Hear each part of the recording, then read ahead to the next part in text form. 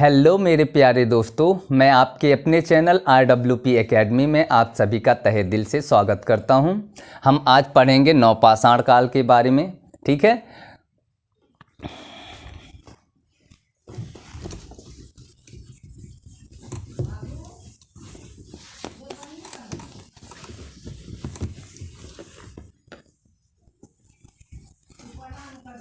नवपाषाण काल। नवपाषाण काल का समय 8000 या फिर 7000 ईसा पूर्व से, कुछ विद्वान कहते हैं 4500। ठीक है, कुछ विद्वान ये भी कहते हैं 2500 और कुछ विद्वान कहते हैं 1000 ईसा पूर्व। ठीक है, इसका समय क्यों कहते हैं वो भी जान लेते हैं। जो हमारा पश्चिमी क्षेत्र है, पश्चिमी क्षेत्र में क्या होता है, पश्चिमी क्षेत्र में ये 4500 से 4000 ईसा पूर्व तक जो है नवपाषाण काल रहा। ठीक है, ये हमारा देखो भारत हो गया।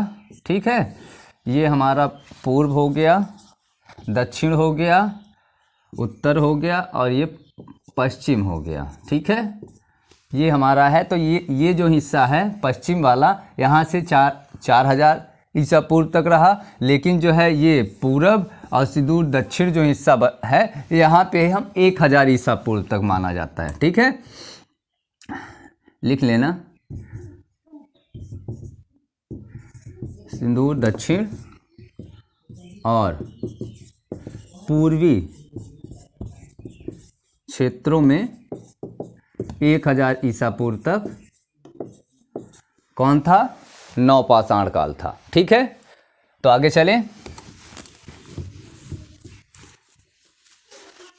तो 8000 से 1000 ईसा पूर्व तक हम नवपाषाण काल कह सकते हैं। ठीक है,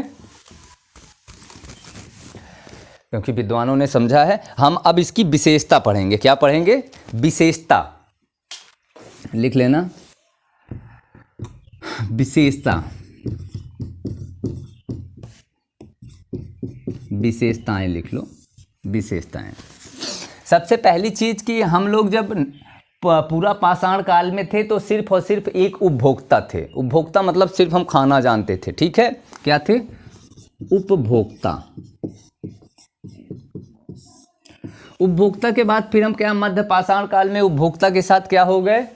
खाद्य संग्राहक हो गए। क्या हो गए? खाद्य संग्राहक।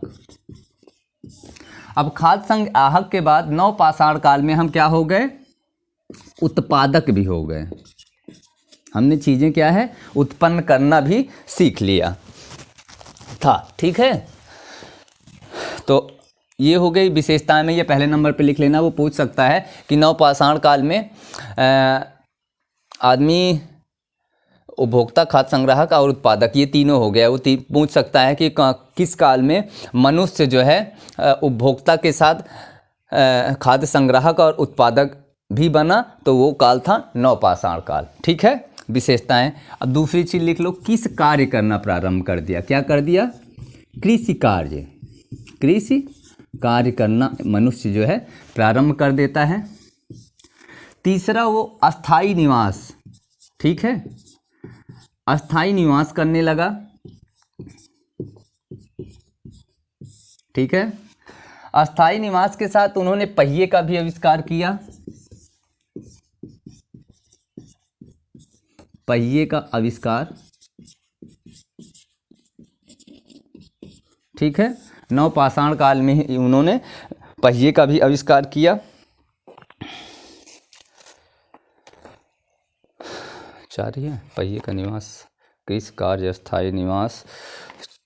पांचवा लिख लो, चाक निर्मित बर्तन भी बनाना शुरू कर दिया। अब वो किससे बनाने लगा? चाक से। ठीक है, चाक निर्मित मृद भांड। चाक निर्मित मृद भांड।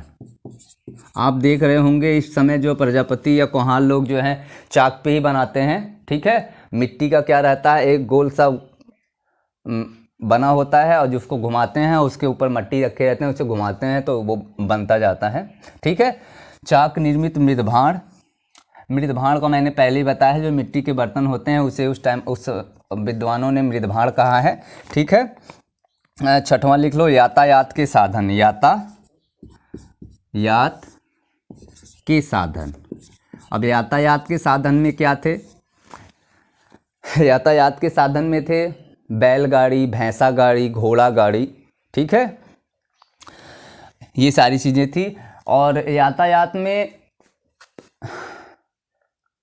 एक चीज़ और आता है, जो पानी वाली नाव होती है, छोटी सी नाव पहले बनाया करते थे, नवपाषाण काल में उन्होंने बनाई थी नाव। छोटी नाव को वो क्या कहते थे? डोंगी कहते थे। डोगी लिख लेना। छोटी नाव को या क्या कहते थे? डोगी कहते थे। ठीक है। 7वां नंबर, विशेषताएं। इसी काल में उन्होंने आग का प्रयोग करना शुरू कर दिया। क्या कर दिया? आग का प्रयोग, आग का भी प्रयोग करना स्टार्ट कर दिया। 8वां लिख लो, जनसंख्या वृद्धि भी उन्होंने शुरू कर दी। जनसंख्या वृद्धि।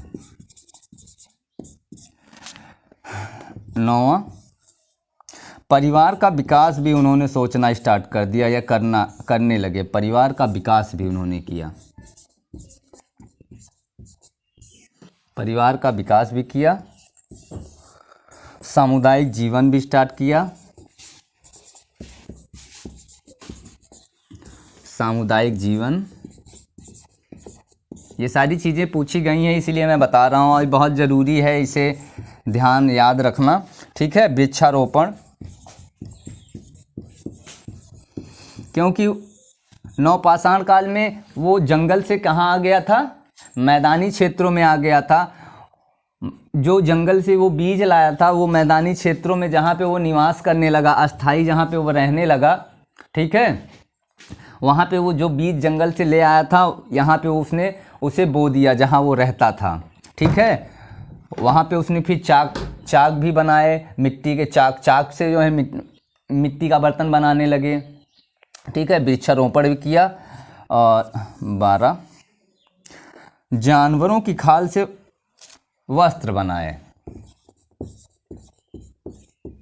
जानवरों की खाल से वस्त्र बनाए। ठीक है। तो विशेषताएं में इतना लिख लीजिए। ठीक है। फिर हम आगे चलते हैं इसके स्थल।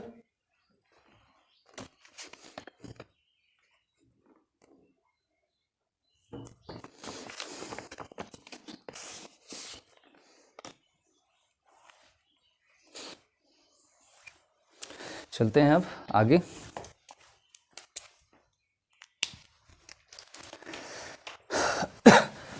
तो ये हमारी विशेषताएं थी। आप लोगों ने लिख लिया होगा, नहीं तो रोक के लिख लीजिएगा, क्योंकि ये चैप्टर थोड़ा बड़ा है तो इसे थोड़ा जल्दी ख़त्म करना है।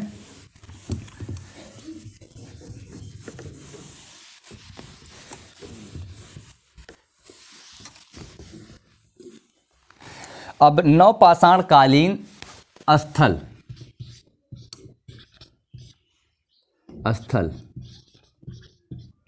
तो नवपाषाण काल में स्थल, जो पहला स्थल है उसे लिख लेते हैं उत्तरी भारतीय स्थल। नवपाषाण कालिक, नवपाषाण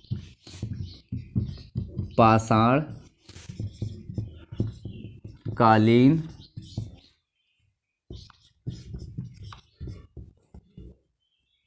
उत्तर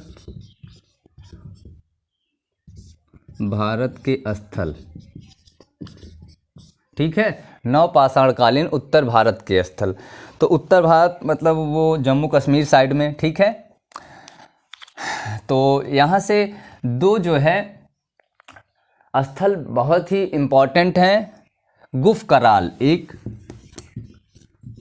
गुफ कराल और दूसरा जो है बुर्ज होम। ठीक है। ये गुफ कराल की खोज या उत्खनन का कार्य करने वाले A.K. शर्मा जी हैं। तो लिख लेना A.K. शर्मा द्वारा, ये दो हो गया, एक हो गया गुफ कराल, एक हो गया बुर्ज होम। तो गुफ कराल की तरफ लिख लो, A.K. शर्मा द्वारा गुफकराल का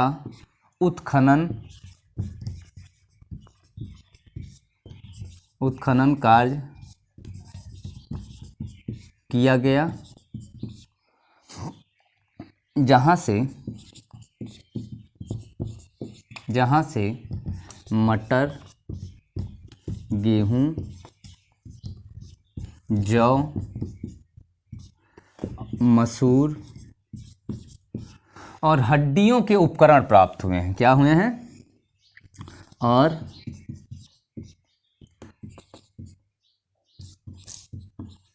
हड्डियों के उपकरण प्राप्त हुए हैं। दूसरा, ये एक हो गया नंबर डाल के, दूसरे में लिख लेना गर्तावास भी यहीं से प्राप्त हुआ है। गर्तावास प्राप्त हुआ है। तीसरा लिख लो, चाक निर्मित मृदभाण भी गुफकराल से ही प्राप्त हुआ है। चाक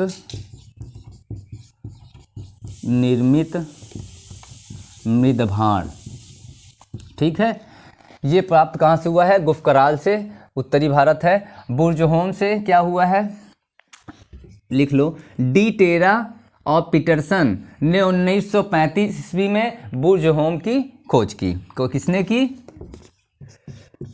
डी टेरा एवं पीटरसन द्वारा 1935 ईस्वी में बुर्जहोम की खोज की गई। यहाँ से भी क्या मिला है? गर्तावास प्राप्त हुआ है। गर्तावास मैंने पहले वीडियो में बताया था, जो मध्य पाषाण कालीन में भी गर्तावास मिले हैं। अगर आपसे पूछे कि पहली बार किस पाषाण काल में गर्तावास प्राप्त हुआ है, तो बताना है वो मध्य पाषाण काल में प्राप्त हुआ है। लेकिन वो पूछे कि उत्तर भारत में गर्तावास कहाँ से प्राप्त हुआ है, तो दो जगहों से, गुफकराल से प्राप्त हुआ है और बुर्जहोम से भी प्राप्त हुआ है। ठीक है, या पूछ लेगा कि नवपाषाण काल में गुफकराल से क्या प्राप्त हुआ है, या पूछ सकता है कि नवपाषाण काल में उत्तर भारत के स्थल से चाक निर्मित मृदभाण प्राप्त हुआ है, वो जगह कौन सी है, तो वो गुफकराल है। तो यहाँ ये लिख लो, ठीक है। या फिर बुर्जहोम की खोज किसने की है, पूछ सकता है। कब की है, ये भी पूछ सकता है। गर्तावास बुर्जहोम से प्राप्त हुआ है कि नहीं हुआ है, तो प्राप्त हुआ है। तीसरा भी लिख लो, मनुष्य के साथ कुत्ते दफनाने के भी साक्ष्य बुर्जहोम से प्राप्त हुए हैं। क्या प्राप्त हुए हैं? मनुष्यों के साथ कुत्ते दफनाने के साक्ष्य प्राप्त हुए हैं। तो ये तो हमारा उत्तर भारत के स्थल हो गए। अब हम चलते हैं विंध्य क्षेत्र की तरफ। तो आप लोग इसे जल्दी से एक बार देखिए, फिर हम आगे बढ़ते हैं।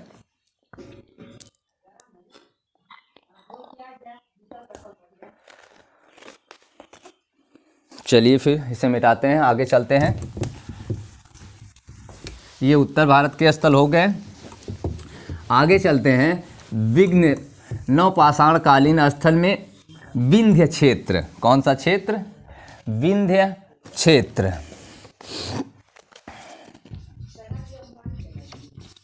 विंध्य क्षेत्र, तो विंध्य क्षेत्र में तो कई हैं, लेकिन जो है दो तो बहुत ही जरूरी हैं, कोल्डिहवा और महदहा। कौन सा? कोल्डिहवा और दूसरा महदहा। ठीक है। तो कोल्डिहवा और महदहा। तो कोल्डिहवा से क्या प्राप्त हुआ है ये जान लेते हैं।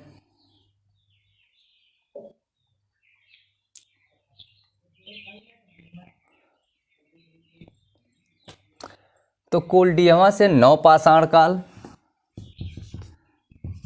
नवपाषाण काल,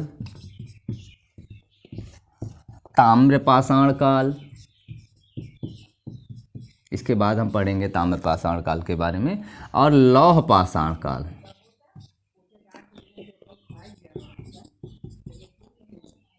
लौह काल लिख लेना यार, लौह काल। ठीक है। तीनों ही संस्कृतियों के साक्ष्य मिले हैं, तीनों ही संस्कृतियों के, तीनों ही संस्कृतियों के साक्ष्य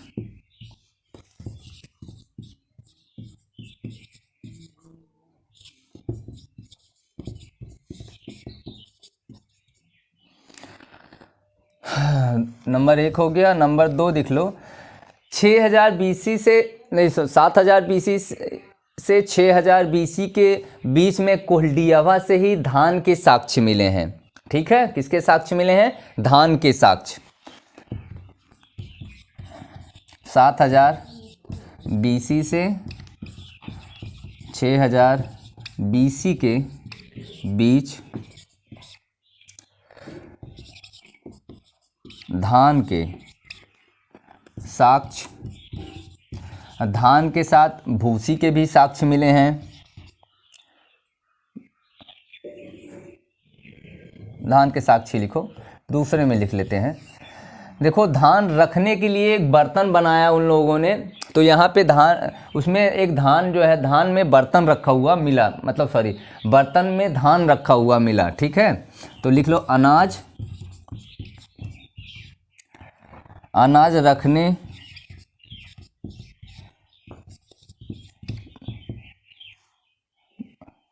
अनाज रखने के लिए बर्तन प्राप्त हुआ, बर्तन प्राप्त।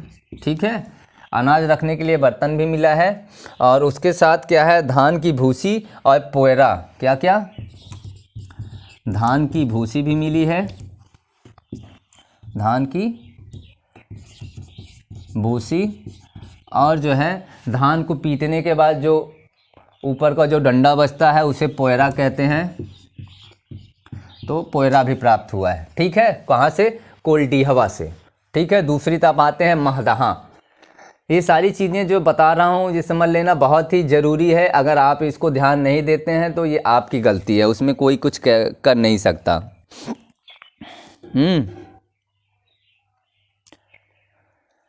ठीक है, महदहा से भी चाक निर्मित, लिख लो एक डाल के नंबर, चाक निर्मित मृदभाण मिले हैं, चाक निर्मित मृदभाण। दूसरा लिख लो हड्डियों के भी साक्ष्य मिले हैं, हड्डियों के साक्ष्य। तीसरा लिख लो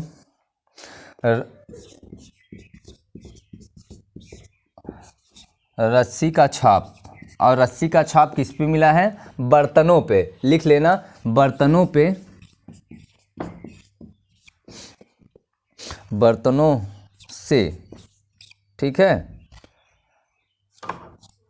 रस्सी का छाप। ठीक है, जो बर्तन मिले हैं उस बर्तन पे क्या है? रस्सी के छाप मिले हैं। ठीक है,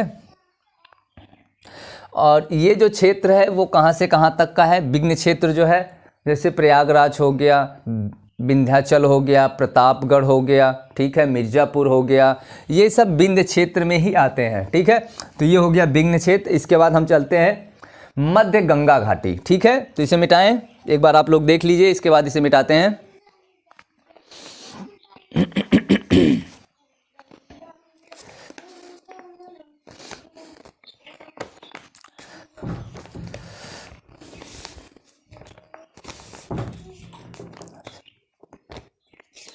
ठीक है, तो हम आगे चलते हैं अब।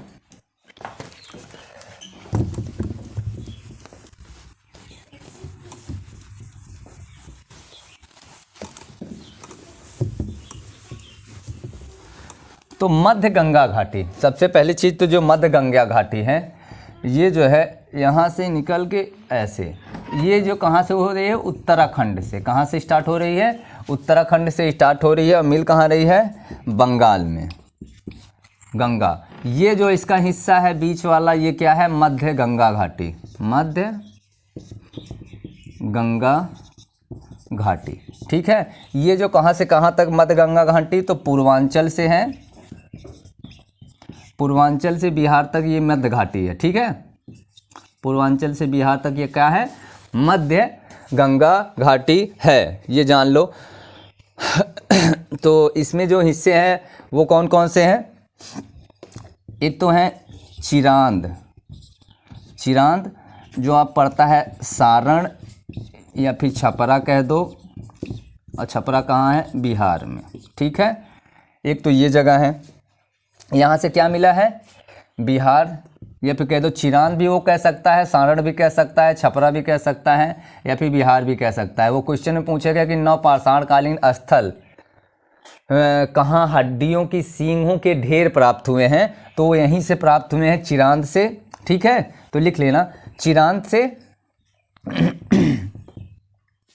यहीं से, हाँ लिख लो, इसी में एक नंबर, यहाँ से हिरण के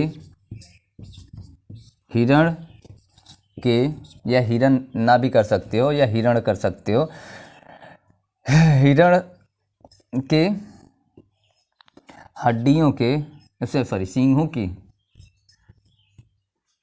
यहाँ से हिरण के सींगों के ढेर प्राप्त हुए हैं, ढेर प्राप्त हुए हैं। एक चीज़ तो ये हो गया कि चिरांद से, या फिर कह दो जो छपरा से जो है हिरण के सींगों के ढेर प्राप्त हुए हैं, ठीक है। दूसरा लिख लो, सिंहभूमि। सिंहभूमि मैंने बताया था, पहले का बिहार है, आपका झारखंड है, सिंहभूमि, ठीक है। सिंहभूमि, तो सिंहभूमि से क्या है? लिख लो यहीं पे बिहार, वहाँ लिख देता हूँ झारखंड, ठीक है।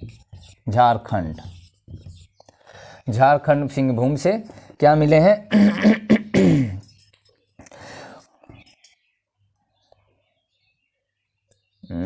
देख, यहाँ से भी कुछ साक्ष्य मिले हैं। तीसरा लिख लो,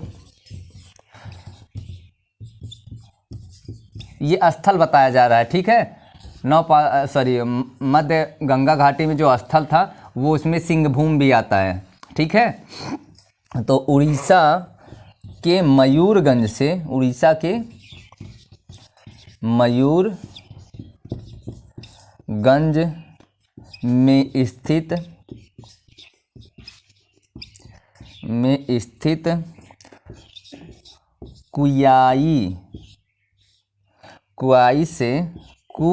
कुयाई से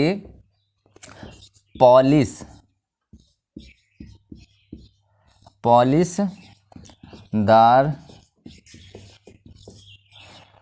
पत्थर की कुल्हाड़ी प्राप्त हुई है। पत्थर की कुल्हाड़ी प्राप्त हुई है, ठीक है। कहाँ से? उड़ीसा के मयूरगंज में स्थित कुयाई से पालिशदार पत्थर की कुल्हाड़ी प्राप्त हुई है। आगे चलते हैं कि ऊपर लिख देते हैं। 3 नंबर हो गया, चौथा नंबर यहाँ पे कर लो, ठीक है। असम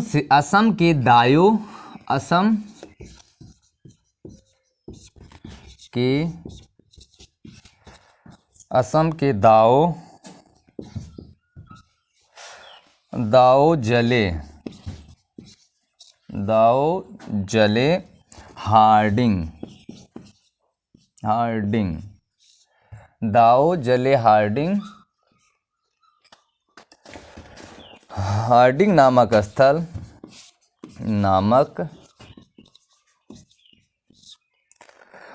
नामक स्थल प्राप्त हुआ है। असम के दाओ जले डालिंग नामक स्थल प्राप्त हुआ है। ये कहाँ से प्राप्त हुआ है? अगर पूछेगा दाओ जले हार्डिंग नामक स्थल कहाँ पे है तो वो असम में है, प्राप्त हुआ है। ठीक है। यहीं से पहाड़ी जो गारो है, ठीक है, वो पहाड़ी कहाँ है? असम में ही गारो की पहाड़ी है। ठीक है, तो उस पहाड़ियों का नाम लिख लेते हो, वो भी जो है असम में ही पड़ता है। तो गारो के बारे में भी लिख लीजिए कि असम की पहाड़ी तथा गारो की पहाड़ी से भी असम के दाओ जले हार्डिंग नामक स्थल प्राप्त हुआ है। और असम की पहाड़ी और गारो की पहाड़ी से भी ये साक्ष्य जो है प्राप्त हुए हैं कि ये नवपाषाण कालीन स्थल हैं। ठीक है, अब इसके बाद हम आगे चलते हैं। दक्षिण भारत जो स्थल हैं नवपाषाण काल के, हम उसके बारे में देखते हैं। ठीक है, तो आप एक बार इसे और देख लीजिए, इसके बाद हम चलते हैं दक्षिण भारत के स्थल में। ठीक है, तो आपने देख लिया, मिटा रहे हैं इसे।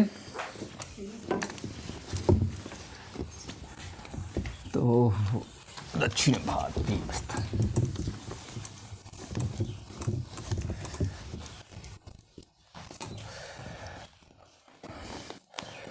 तो नवपाषाण कालीन दक्षिण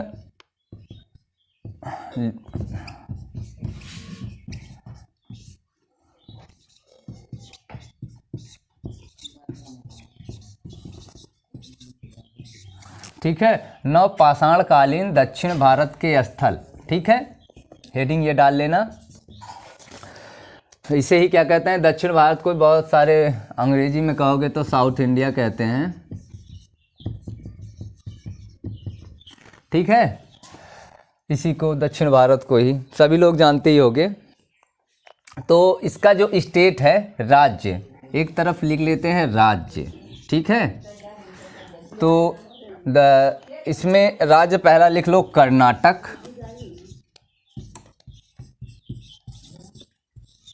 ठीक है, तो कर्नाटक में वो कौन कौन सी जगह है उसके बारे में जान लेते हैं। कर्नाटक में एक नाम है मास्की। ठीक है, कर्नाटक का एक, ये जितना मैं लिखा रहा हूँ ये समझ लेना, सब जो आज क्या जितनी भी वीडियो मैंने बनाई है सब के सब बहुत ही ज़्यादा इम्पॉर्टेंट है। कोई भी चीज़ छोड़ने के लायक नहीं है।